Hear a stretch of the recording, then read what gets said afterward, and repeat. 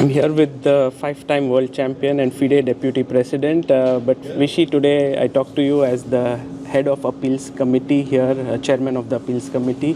A big thing happened today. Magnus did not play in the ninth round, and supposedly might have withdrawn from the tournament.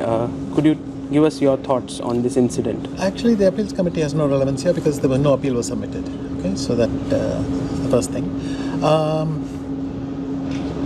Obviously, it was not a step we wanted to take, but we offered several options. We offered the arbiter said that as long as he changed before the ninth round, it would be fine. But he said on principle he was not going to do it. He himself stated that it became a matter of principle for him. And so then the arbiter simply applied the rules and we supported that. But were you able to speak to Magnus or on this incident? No, it's just at one point I went inside and I tried to consult Henrik on what whether any further clarification was needed or something like that. And at that point, Henrik stated that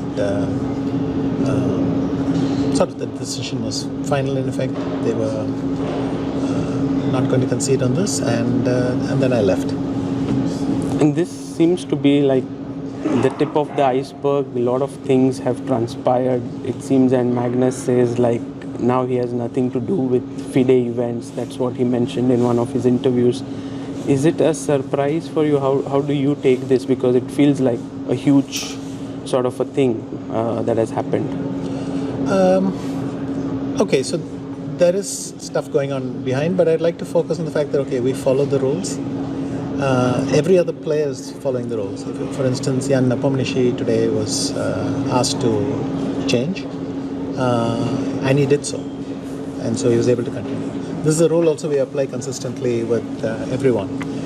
And the fact that Magnus simply refused to follow it left us with little choice.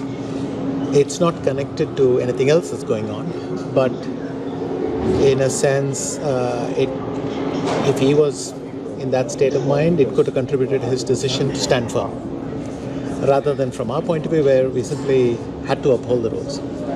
And for you, does this feel some kind of like a deja vu, or like in 93 or 95, these things happened in the past with Garry Kasparov, and him splitting away from FIDE, and now Magnus doing this, and I mean you were there at that point as well, very closely witnessing this.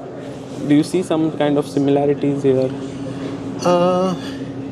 Yes, now that you bring it up, I can do it, but with Kasparov it was fairly clear. Kasparov and Nigel decided this to break away, and even that felt slightly improvised at that point, because Nigel was supposed to be on this boat when he found out, or maybe when he landed, he found out that this decision had been taken.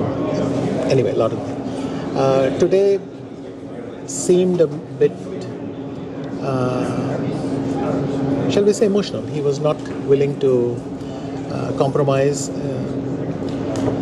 and I don't know yet how to draw the parallels.